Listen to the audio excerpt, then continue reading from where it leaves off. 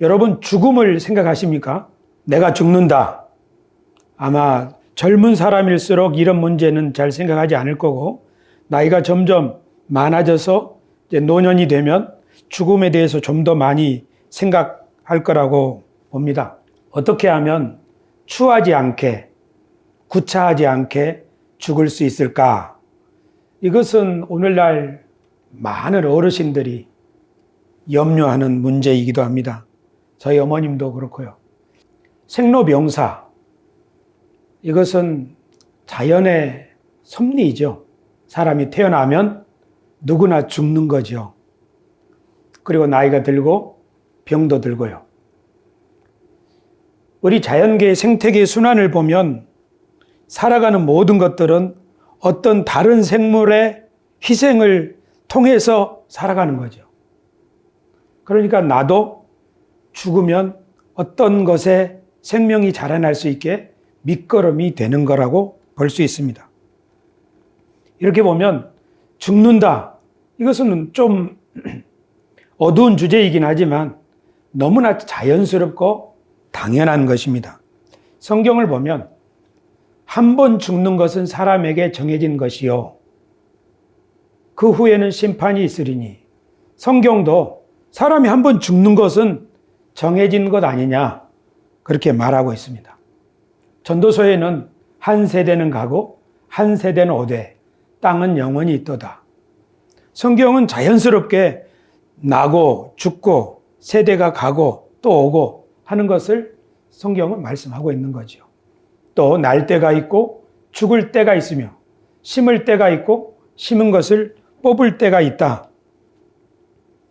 그렇게 말씀합니다. 다윗이라고 하는 사람은 죽을 때 이런 유언을 남겼습니다. 솔로몬에게요. 다윗이 죽을 날이 임박하매 그의 아들 솔로몬에게 명령하여 이르되 내가 이제 세상 모든 사람이 가는 길로 가게 되었노니 너는 힘써 대장부가 되어라. 다윗은 세상 모든 사람이 가는 길로 나는 간다.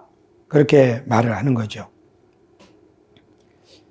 그런데 사도 바울은 감옥 생활을 하다가 아마 너무 힘들었는지 차라리 죽는 게 낫지 않냐 이런 말을 했습니다. 빌립보 편지에 내가 그 둘 사이에 끼었으니 차라리 세상을 떠나서 그리스도와 함께 있는 것이 훨씬 더 좋은 일이라 그렇게 하고 싶으나 그러나 교회 여러분을 생각하면 내가 살아서 여러분과 함께 있는 것이 여러분에게는 유익이겠습니다 하는 말이죠. 저는 오늘 설교를 준비하면서 사도 바울이 차라리 나는 죽었으면 좋겠다. 다른 말로 하면 이 세상을 떠나서 그리스도와 함께 있는 것이 더욱 좋겠다. 사도 바울 같은 분도 이런 말씀을 하는 거예요. 성경은 이렇게 죽음에 대해서 많이 기록하고 있고요. 사도 바울 같은 분도 차라리 세상을 떠나는 것, 내가 그걸 더 원한다. 아마 감옥 생활이 많이 힘들었나 그런 생각을 해봤습니다. 여러분, 사람이 죽으면은 어떻게 될까요? 성경에 이런 말씀이 있습니다. 내 손이 이 일을 얻는 대로 힘을 다하여 할지어다. 내가 장차 들어갈 수월에는 일도 없고 계획도 없고 지식도 없고 지혜도 없음이니라. 죽고 나면 아무 일도 못하니 살아있는 동안에 뭔가 의미 있는 일을 하려면 살아있는 동안에 해라. 그런 뜻이겠죠. 다른 이 말씀을 달리 생각해 보면 내가 지금 해야 될 일이 생겼다면 하나님이 너에게 임무를 주신 것이니까 그 일을 성실히 하는 것이 중요하다. 왜냐하면 죽고 나면 거기는 수월이라고 되어 있는데 여기는 사람이 죽으면 들어가는 곳이라고 구약 성경에 표현되는 음부와 같은 것입니다. 죽으면은 아무 일도 할 수 없으니까 살아있을 동안 해라. 그리고 살아있는 날이 중요하다는 뜻이기도 하고 마지막 호흡을 쉬는 순간까지도 내가 살아야 될 이유가 있다는 뜻이죠. 제가 어머니께 이 말씀 꼭 드리고 싶어요.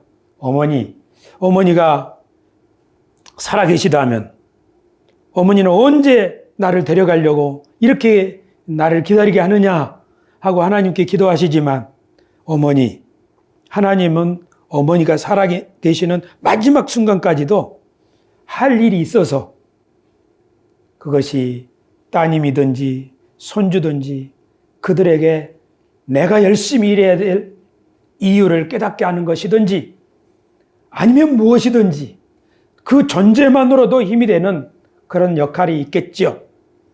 살아있는 것은 소명을 완수하는 것입니다. 숨만 쉬고 있다 할지라도 말이에요. 그러나 이 말씀을 어머니께 해드렸을 때 어머니께서 그걸 믿음으로 받을 수 있다면 좋겠습니다. 구약 성경에는 사람이 죽는 것에 대해서 이렇게 표현합니다. 이삭이 나이가 많고 늙어 기운이 다함에 죽어 자기 열조에게로 돌아가니 그의 아들 에서와 야곱이 그를 장사하였더라. 아마 옛날에는 사람이 죽으면 가족 묘실에다가 매장을 했나 봐요. 그래서 자기 열조에게로 돌아간다. 그렇게 구약 성경에는 표현되어 있습니다. 우리나라 사람들도 말하죠. 내가 죽어서 우리 조상님들의 얼굴을 어떻게 볼 것이냐. 우리 조상들도 죽으면 조상님들의 얼굴을 볼 거라는 생각을 하고 있는 거죠. 예수님 당시의 사람들은 죽으면 어떻게 될 것이라고 생각을 했을까요?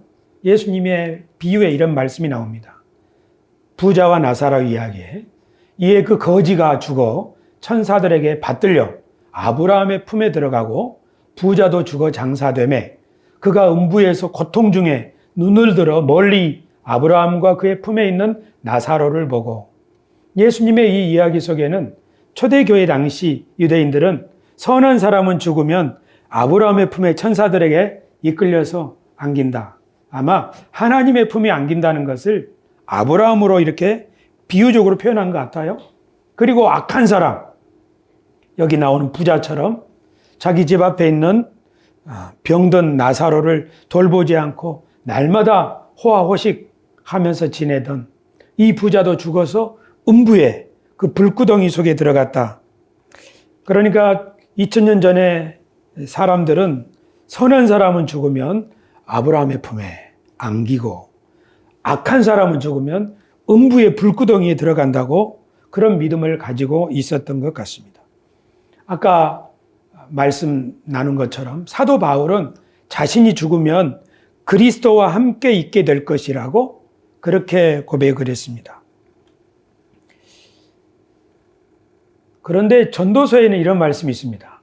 사람의 영은 위로 올라가고 짐승의 영은 아래로 내려간다고 하지만 누가 그것을 알겠는가? 이것은 표준 세번역 번역인데요. 그러니까 이것은 한 3000년 전 사람들의 이야기입니다. 사람의 혼은 죽으면 위로 올라가고 짐승의 혼은 죽으면 땅으로 내려간다. 그때는 그렇게 믿었어요. 하지만 이렇게 말하는 거예요. 그런데 그걸 누가 알겠느냐? 성경은 죽음 이후의 상태에 대해서는 자세하게 기록되어 있지 않습니다. 다만 이런 말씀이 있습니다. 그러나 이제 그리스도께서 죽은 자 가운데서 다시 살아 잠자는 자들의 첫 열매가 되셨도다. 죽음 이후의 상태에 관해서 성경은 뭐라고 말하냐면 잠잔다. 그래서 영원한 안식, 영면이라고도 표현하기도 하죠. 우리 기독교든지 기독교 아니든지 장례식장에 가보면 영원한 안식이라는 말을 씁니다. 고이 잠드소서 그런 말도 쓰고요. 여러분들은 저희 봉투에 뭐라고 쓰세요? 딱히 쓸 것이 없을 때는 근조. 그런데 장례식장에는 이미 새겨져 있죠. 그래서 어떨 때는 자기 이름만 쓰는 경우도 있죠. 또 문자를 보낼 때도 그렇고요. 그 문자 속에는 우리들의 사후세계에 대한 믿음이 반영되어 있습니다. 기독교인들은 죽음, 또 장례, 이것을 어떻게 대해야 될까요? 제가 지금 말씀드린 것들은 성경에 다 나와 있는 내용을 소개해 드린 것입니다. 성경의 특징은 이 죽음의 상태를 뭐라고 그러냐면 잠을 잔다 말합니다. 아마 그것은 이 사람을 장례 지낼 때 옛날에 그 잠자는 모습 그대로죠. 하지만 여기에는 또 다른 의미가 있습니다. 그것은 잠에서 깨는 의미도 있습니다. 그것이 바로 부활입니다. 성경의 특징, 기독교 신앙의 가장 중요한 특징 중에 하나는 뭐냐면 부활을 얘기한다는 겁니다. 부활이라고 하는 것은 다시 살아나는 거죠. 사람이 죽었는데 그걸로 끝이 아니라는 거죠. 그런데 우리가 믿는 하나님이 어떤 분인가를 생각해 본다면 하나님은 이 세상을 만드신 분이죠. 하나님이 이 세상을 주관하시는 분이죠. 물론 우리는 이 신앙이 아닌 과학의 눈, 그냥 자연의 눈으로 이 세상을 볼 수도 있어요. 자연은 그대로 돌아가는 거예요. 과학의 법칙에 따라서 설명할 수도 있어요. 그러나 우리 성경을 믿는 우리들이 보는 것은 새로운 눈으로 세상을 보지요. 우리가 새로운 눈으로 세상을 보아야 하는 이유는 그렇지 않다면 우리는 이 세상의 삶의 의미를 발견하기가 어렵기 때문이에요. 그냥 태어나서 자식들을 낳고 그리고 나이 들어서 죽는다면 짐승과 사람이 다른 게 뭐가 있어요? 다른 게 없어요. 짐승이 사는 거나 사람이 사는 거나 똑같은 거예요. 그러나 사람의 삶은 달라요. 왜냐하면 사람은 짐승이 태어나서 이 세상을 살아가는 것과 사람이 태어나서 이 세상을 살아가는 것은 겉모양은 똑같지만 그 마음에 무슨 생각을 가지고 무엇을 꿈꾸며 무엇을 추구하느냐 하는 것은 달라요. 어떤 사람은 우리가 쓰는 속된 표현 중에 짐승만 또 못한 사람이란 말이 있죠. 어떤 짐승은 가만히 보면 은혜를 갚기도 하고 자기를 생각하지 않고 주인을 먼저 생각하는 기특한 짐승들도 있는 것 같아요. 그러니까 사람의 삶이 그냥 배부르고 등 따숩고 이렇게 산다고 사는 것이 아니라 어떤 철학자의 말처럼 배부른 돼지보다 배고픈 소크라테스, 뭔가 의미를 생각하는 존재라는 뜻이죠.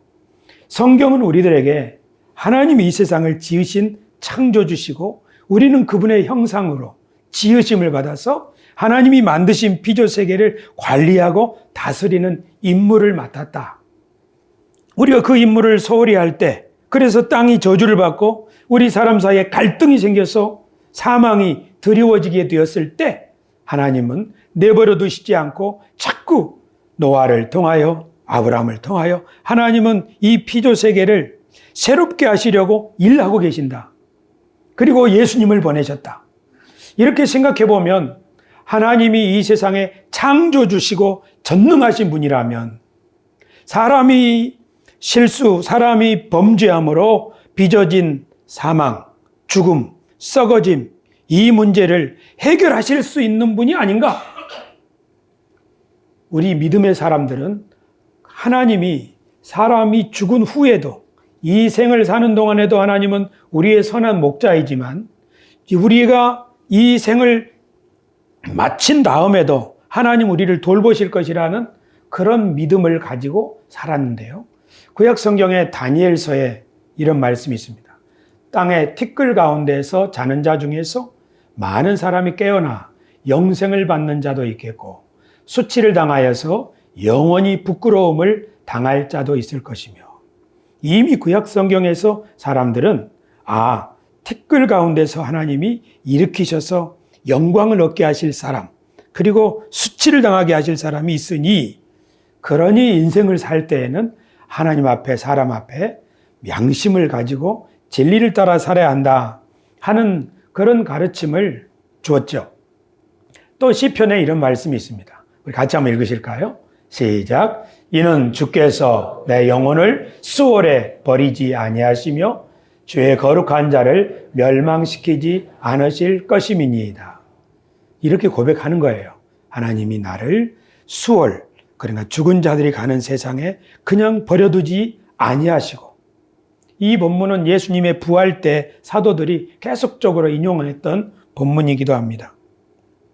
성경을 보면 모든 사람이 죽는 것을 당연하게 많은 성경이 말씀하고 있지만 성경의 어느 시점부터는 하나님이 우리를 이 생뿐만 아니라 이 생이 끝난 다음에도 우리를 붙드시고 다시 일으키실 것이라고 하는 믿음을 가지게 되었고요. 그리고 그 믿음대로 하나님은 예수님을 죽은 자 가운데서 살리셨죠. 예수님의 부활은 정말 듣도 보도 못한 그런 일이었습니다.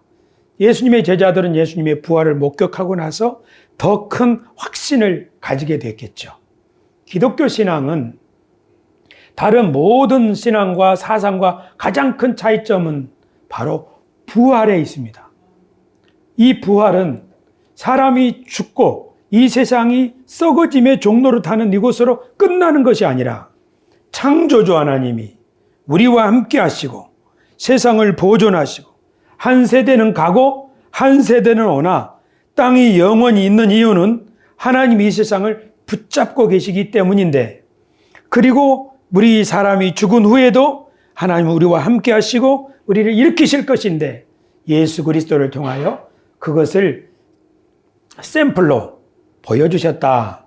그 믿음을 가지고 우리 기독교인들은 살아가고 있는데요. 로마서 8장의 사도 바울은 이렇게 말했습니다. 같이 한번 읽으실까요? 읽습니다.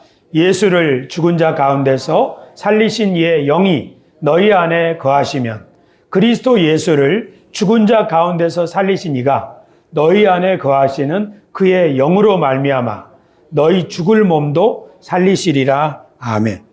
하나님이 예수님을 죽은 자 가운데서 살리실 때 그 안에 하나님의 성령으로 살리신 것이다. 마찬가지로 지금 예수님을 믿는 우리들 안에 하나님의 영이 들어와 있으니 우리들도 하나님이 예수님처럼 다시 살리실 것이다 하는 고백이죠. 여러분, 이 사실을 믿습니까? 사실 기독교 신앙은 하나님이 세상을 창조하신 창조신앙을 믿는 것이고, 또 우리들의 신앙은 그 창조주 하나님이 우리를 다시 살리실 것을 믿는 신앙입니다. 이 두 가지는 하나도 빠져서는 안 되는 것이지요. 오늘 저는 죽음에 대해서 설교를 하는데, 죽음에 대해서 설교할 때 그 끝은 무엇인가 하면 부활입니다. 하지만 처음에 제가 말씀드린 것처럼 죽음은 태어났으니까 죽는 거죠. 그건 너무나 자연스러운 거예요. 어제 제 아내에게 사람이 안 죽는다면 어떻게 될까? 그런 영화가 있어요, 실제로. 어떤 영화 주인공은 나이가 들어도 얼굴이 늙지 않아요. 그래서 이 사람은 사람들과 함께 살다가 친구들이 다 나이 들어가니까 자기만 안 늙으니까 함께 살 수 없잖아요. 그래서 계속 이사를 하는 사람인데 나중에 자기 딸이 보고 싶어서 딸을 만나러 왔는데 딸은 할머니가 되어 있는 거예요. 그런 영화가 있어요. 사람이 죽지 않는다면 그건 정말 뭐라고 할까? 괴로운 일, 심각한 일이 될 거예요. 그러니까 죽음은 당연한 거예요. 우리가 볼 때. 그렇죠? 오히려 안 죽는 것이 문제죠. 하지만 성경에서 죽음에 관해서 뭐라고 말하는가, 또 부활에 대해서 뭐라고 말하는가, 이것이 우리에게 어떤 의미가 있는가를 한번 생각해 볼 필요가 있습니다. 오늘 여기서부터 진짜 설교인데요. 우리 죽음에 대해서는 이미 다 아니까요. 이 말씀 한번 보십시다. 같이 한번 읽으실까요? 읽습니다. 선악을 알게 하는 나무의 열매는 먹지 말라.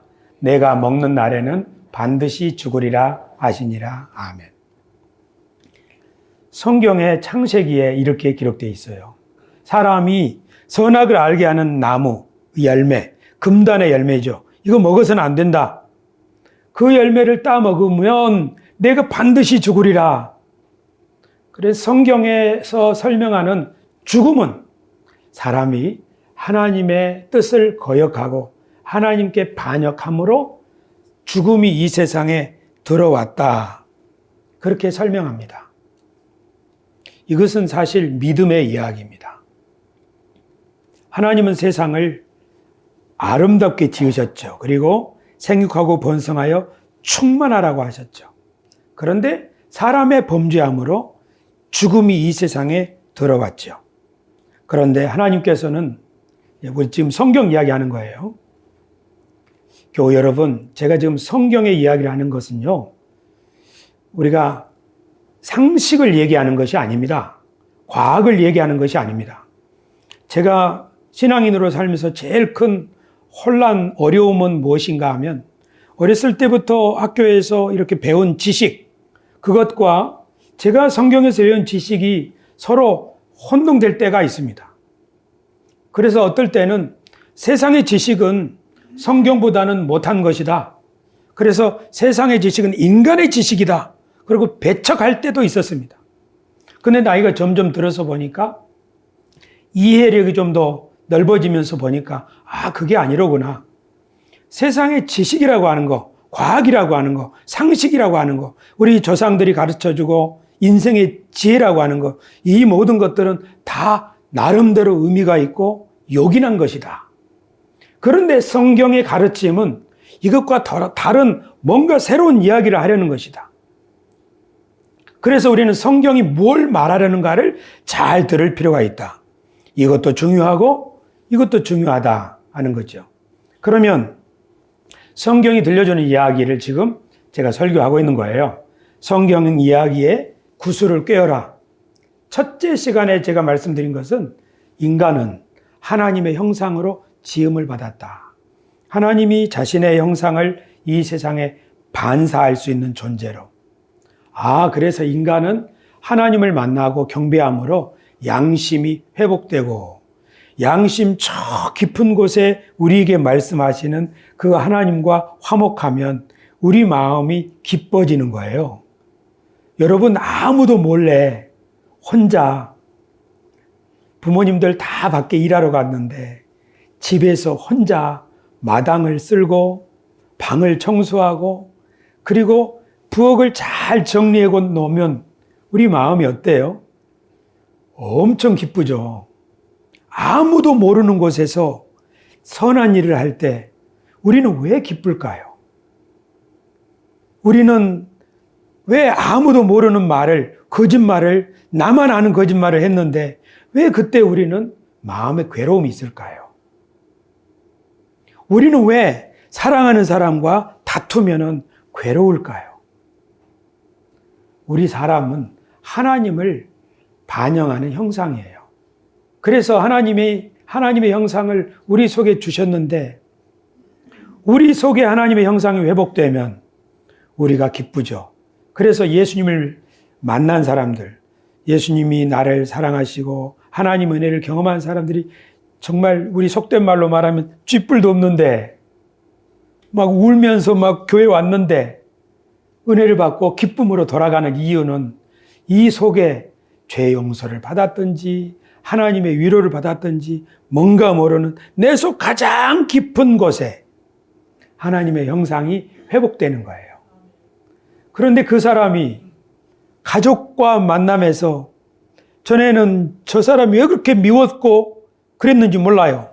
그런데 주님 나를 도와주십시오 하고 화목하게 되고 친구와 화목하게 되면 다시 화해하게 되면 왜 우리 마음에 그렇게 기쁨이 생길까요?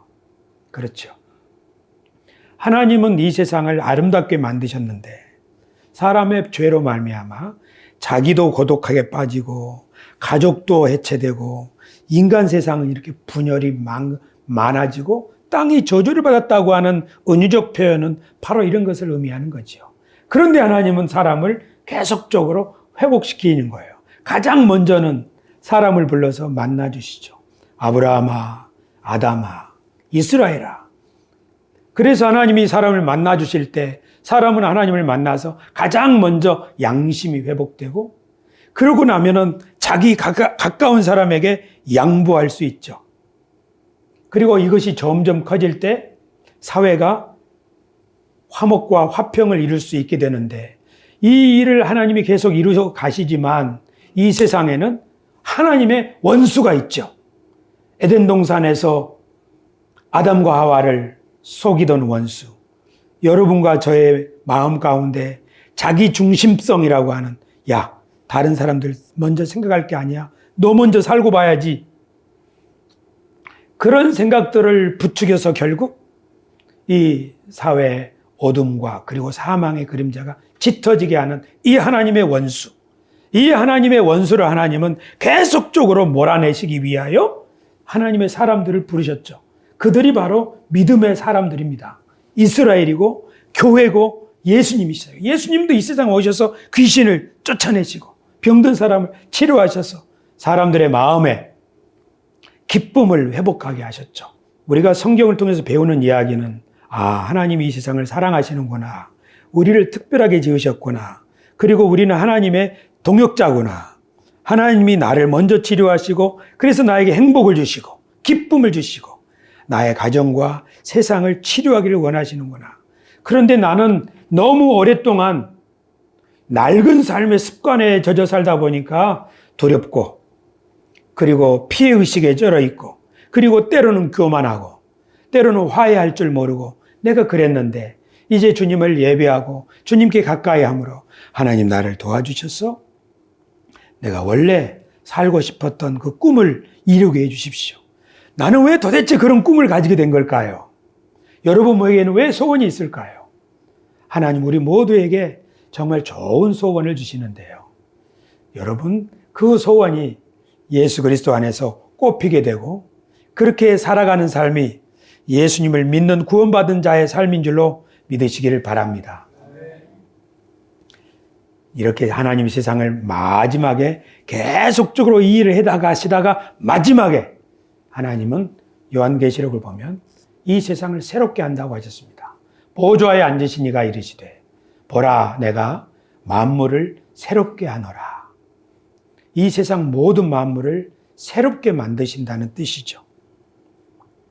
그렇게 보면 하나님이 지금도 일하고 계십니다 할 때는 우리 안에 또 이 세상 가운데 주님의 성령이 역사하시네. 많은 사람들에게 지금 새로운 희망과 꿈을 주셔서 더 이상 자기 중심성으로 우리를 유혹하는 사탄 마귀에게 굴복하지 말라고 하나님은 우리를 또 이 세상 만물을 이렇게 격려하시고 힘을 북돋아 주시는 줄로 믿습니다. 오늘 이덕순 집사님이 오셔서 이 나무를 보시고 쓰다듬으면서 이게 왜 죽었노? 이걸 왜 죽였노? 그러시는 거예요. 똑같은 화분이 저기에 있는데 저건 살아있어요. 아마 햇빛을 보지 못했기 때문에 또는 너무 차갑기 때문에 아니면 어떤 이유가 있겠죠. 우리 사람도 햇빛을 봐야 합니다. 하나님의 빛을 봐야 합니다. 하나님의 은혜의 빛을 쬐야 합니다. 그래야 우리가 추위도 이기고 이 세상을 이기며 살아갈 수가 있겠죠. 고린도전서 15장에 이런 말씀이 있습니다. 같이 한번 읽으십시다. 읽겠습니다. 그가 모든 원수를 그 발 아래 둘 때까지 반드시 왕노릇 하시리니 맨 나중에 멸망받을 원수는 사망이니라. 아멘. 하나님이 일하고 새롭게 하고 싸우시고 그 하나님의 원수, 그를 우리는 마귀라고 배우고 사탄이고 통치자들, 권세자들, 힘으로 물질로 억압하는 존재지요. 그리고 바벨론이라고 우리가 지난주에 배웠지요. 그 세력을 계속 심판하시다가 맨 나중에 사망을 멸망시킨다고요. 사망이 멸망된다는 것은 더 이상 죽음이 없다는 거죠. 사망이 멸망받는다는 것은 죽은 자들이 다시 부활한다는 의미가 되겠죠. 예수님이 이렇게 말씀하셨습니다. 그러나 내가 하나님의 성령을 힘입어 귀신을 쫓아내는 것이면 하나님의 나라가 이미 너희에게 임하였느니라. 예수님도 이 싸움을 싸우러 오신 거예요. 사람을 붙들고 있는 귀신. 여러분, 귀신이 뭘까요? 우리 어렸을 때는 귀신 들린 사람을 자주 볼 수 있었어요. 근데 가만히 생각해 보니까 귀신 들린 현상은 사람의 마음 속에 어두운 생각, 피해망상적인 생각, 공포의 생각, 그런 생각을 주는 어떤 존재에 의해서 우리가 붙잡힌 거죠. 요새는 그 정신과학으로 정신병적 케어를 통해서 그런 마음의 병을 앓고 있는 사람들을 돌보는 일들이 떨어 있습니다. 그러나 2000년 전에 그리고 우리의 과거 시절에는 그것이 전부 다 귀신의 역사라고 봤죠. 그렇다면 귀신은 없는 걸까요? 그러니까 제가 어제 제 처제를 만나고 왔는데요.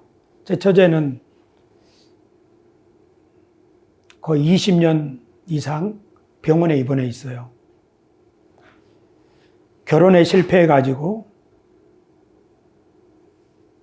정신병원을 많이 왔다 갔다 하다가 병원에서 더 이상 나오지 못하고 있어요. 아직 60도 안 됐는데 할머니 같아요. 21살, 20살 이때 저희가 같은 교회 다녔거든요. 그때 빨간 머리띠하고 막 뛰어다니던 그 신학생, 전도사 하던 제 처제.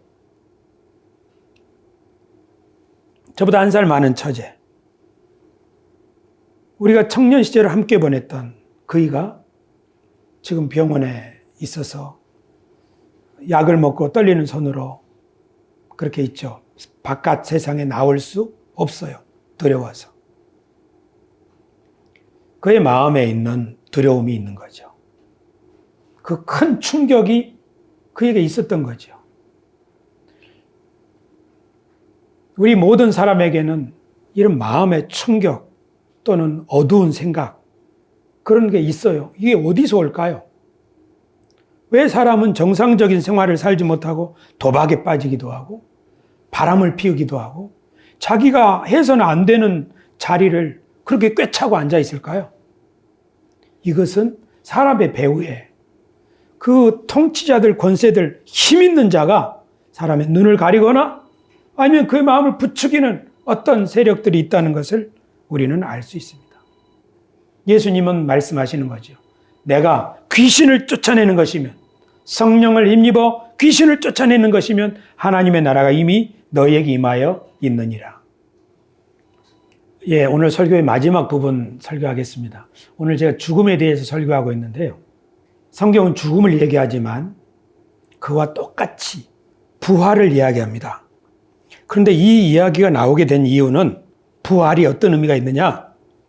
그것은 창조와 관련이 있습니다. 하나님 세상을 창조하시고 그것을 주관하시고 사람들을 부르셔서 이 어둠의 세상을 자꾸 밝혀나가기 위하여 너는 일어나라, 빛을 발하라 그렇게 하시는 거죠. 예수님도 오셔서 귀신을 쫓아내면서 그 두려워하는 사람의 마음의 두려움을 쫓아내면서 하나님의 나라가 이미 임하여 있느니라 그렇게 말씀하신 거죠. 우리들은 죽으면 천국에 간다. 사람이 죽으면 천국에 갈 것이다. 그렇게 생각합니다. 하지만 그것은 성경이 지지하는 바는 아닙니다. 성경이 뭘 말하는 거지요? 지금 오늘 배운 거는 뭐냐면 사람이 죽으면 몸은 흙으로 가고 우리는 하나님께로 올라갑니다. 사도 바울은 그걸 그리스도와 함께 있을 것이라고 말하기도 했고 그것은 잠을 자는 것과 같다고도 했습니다. 그러니까 사람이 죽으면 뭔가를 기다리는 안식, 쉼의 시간이 있는 거죠. 하나님 앞에서. 뭘 기다리는 거예요? 부활을 기다리는 거예요.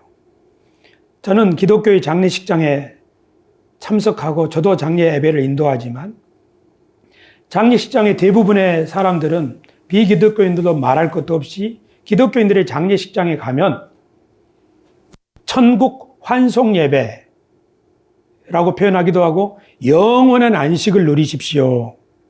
그렇게 축복한단 말이에요. 그러면 우리가 고인에 대해서 이분이 이제 돌아가셨잖아요. 어떻게 될 것이라고 생각하는 거예요? 거기는 눈물도 없는 영원한 천국에 갈 것이라고 생각하는 거죠. 아니면 주님 품에 안길 것이라고 생각하는 거죠. 그렇죠? 그것은 우리들의 일반적인 상식이에요. 하지만 사람들이 많이 알고 있다고 해서 그것이 진리는 아니에요. 여러분, 어떤 사람들은 지금도 이 지구가 평평하다고 생각해요. 그러나 우리는 지구가 둥글다는 것을 알고 있죠. 둥근 지구를 본 사람은 없어요. 인공위성이 촬영해 주니까 우리가 지구가 둥글다는 걸 아는 거죠. 하지만 너무너무나 오랫동안 사람들은 지구는 평평하고 바다 끝에는 낭떠러지가 있다고 생각을 했죠. 그러나 과학적인 발견들을 통해서 그게 아니라는 것을 우리는 상식으로 이제 알고 있어요. 오랫동안 흑인은 백인보다 인종적으로 지성적으로 열등하다는 이야기를 사람들이 믿었어요. 실제로 흑인들을 노예로 취급을 했죠. 그러나 그것은 다 편견일 뿐이에요. 흑인 중에서도 얼마나 위대한 사람들이 많이 나오고 있는가 보면 알 수 있어요. 천국에 대한 것도 마찬가지예요.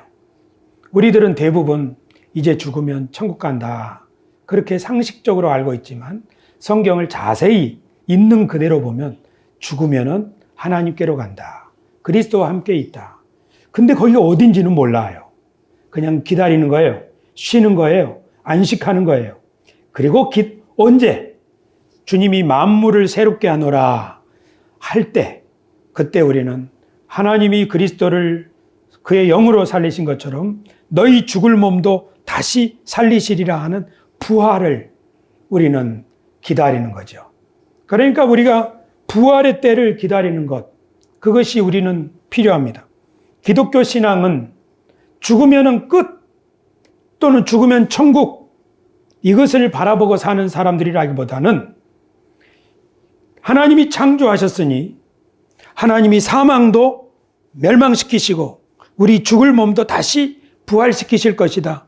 만약에 주님이 우리를 부활시키신다면, 그리고 이 중간의 삶이 어떤 의미가 있는가? 그것은 하나님이 창조하신 피조세계를 그 원수들이 자꾸 어지럽힐 때, 그래서 죽음과 사망의 그림자가 사람들의 마음을 막 짓누를 때, 그래서 사람의 내면도 핍절해지고 관계도 깨어질 때, 이것을 하나님이 회복하시려고, 이것을 고치시려고 계속적으로 사람들을 부르셔서 힘을 주시고 함께 하겠다고 하신 이야기가 성경의 이야기고, 그 이야기의 절정에 예수님이 오셔서 귀신을 쫓아내는 것이면 하나님의 나라가 너희 가운데 임하여 있느니라 라고 말씀하심으로써 인간의 삶, 원래 인간의 삶이라고 하는 것은 하나님의 동역자의 삶이로구나. 주님이 이 모든 것을 새롭게 만드시고 마침내 부활의 몸, 우리가 몸이 다시 사는 것을 믿는다고 신앙 고백하잖아요. 죽으면은 영원한 천국에 가서 이제 고통도 없는 그곳에 가서 영원히 안식할 것이다, 또는 어떤 파티를 열 것이다, 그렇게 말하는 것이 아니라 몸이 다시 산다는 것을 말씀하고 있는데, 이것이 우리에게 어떤 의미가 있느냐? 그것은 오늘 우리에게 우리 인생의 삶이라고 하는 것은 하나님의 대리인으로서 나에게 주어진 임무를 충실히 살아내야 한다. 왜냐하면 하나님이 그 일을 하고 계시고 그 일에 동참하라고 나를 부르셨으니까. 이 일을 잘 감당하기 위해서 하나님은 성령을 부어주시고 교회 공동체를 세우시고 내 친구들을 주셨으니까 이들과 함께 이 일을 잘 감당한다면 하나님이 나를 지으신 목적을 완성하신 것이다. 예수님도 오셔서 귀신을 쫓아내면서 하나님의 나라를 우리에게 주시려고 하신 것이다. 그러니까 마지막 숨을 거두는 순간까지 우리가 이 세상에 존재해야 되는 의미가 있는 거죠. 그것은 뭐예요? 하나님, 나를 이 세상에 보내신 이유, 내가 젊어서는 이런 일을 통해서 삶의 의미를 찾았지만 이제 마지막 인간의 생명이 끝나가는 이 마지막 시점에도 하나님은 나에게 살아야 되는 이유, 나는 움직일 수 없지만 주님의 빛을 반사할 수 있습니다. 나는 말할 수 없지만 기도할 수는 있습니다. 하면서 자신의 삶을 마지막까지 살아가는 것이 중요하죠. 사실 질병, 죽음은 누구에게나 고통입니다. 예수님의 친구 나사로가 죽었다는 말을 듣고 가셨는데 나사로의 그 누이들 그 막 슬피 우니까 예수님도 눈물을 흘리시더라. 성경에 보면 예수님이 눈물을 흘리신다는 대목이 거기 나와요. 예수님은 자기 친구가 죽었을 때 눈물을 흘리셨어요. 아마 그 친구랑 너무 친했나 봐요. 우리도 장례식장에 가지만 남자들이 장례식장에서 잘 울지 않죠. 하지만 특별한 사람의 경우에는 다르죠. 그 사람이 죽으면 너무 고통스럽고 모든 것을 잃은 것만 같죠. 예수님이 눈물을 흘리실 정도로 죽음은 엄혹한 현실입니다. 모든 사람에게 찾아오는 것이고요. 이런 상황 속에서 우리가 어떤 마음가짐, 어떤 믿음으로 살아야 될까요? 처음에 말씀드린 것처럼 태어났으니까 죽는 거야. 다 그런 거지 뭐. 이렇게 살아야 할까요? 아니면 하나님이 이 세상을 지으시고 인생을 선물로 우리에게 주시고 지금까지 살았으니 앞으로 남은 시간 동안 최선을 다해서 내 존재의 의미, 목적을 다할 거야.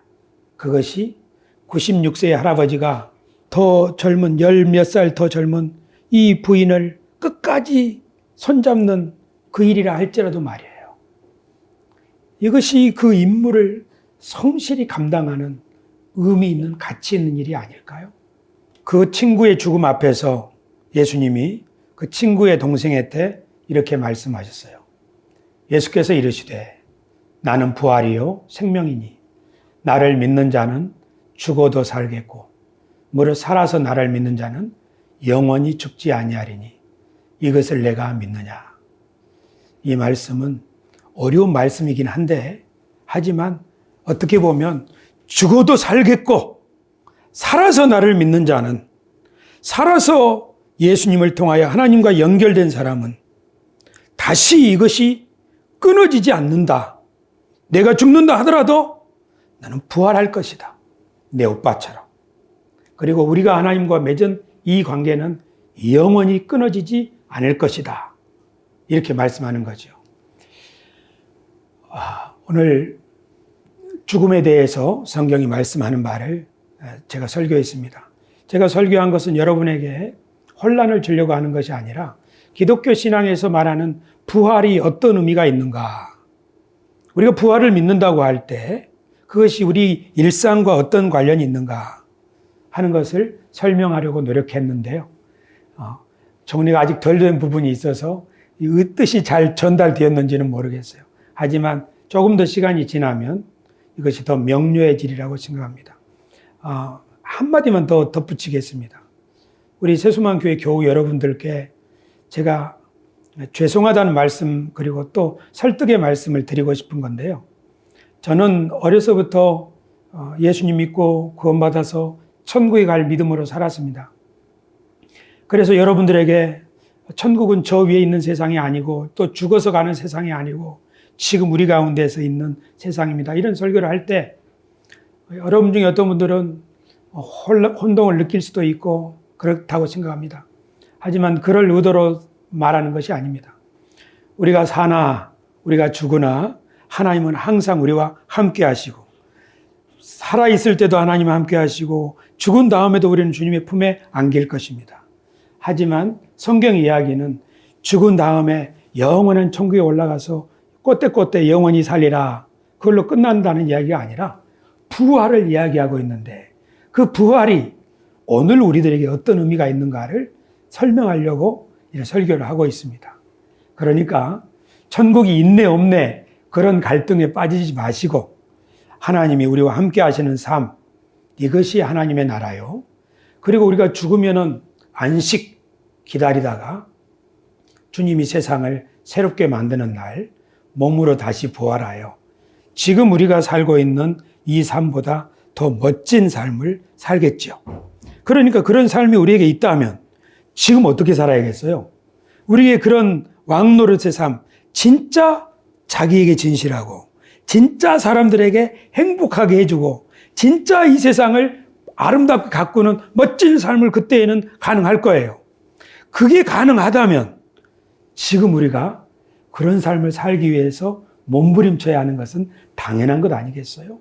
기독교 신앙은 죽음 후의 세상을 기다리는 신앙이라기보다는 기독교의 신앙은 부활을 확신하기에 내가 오늘 해야 될 일이 있다는, 더 힘을 내야 된다는 용기와 희망을 주는 복음이라고 생각합니다.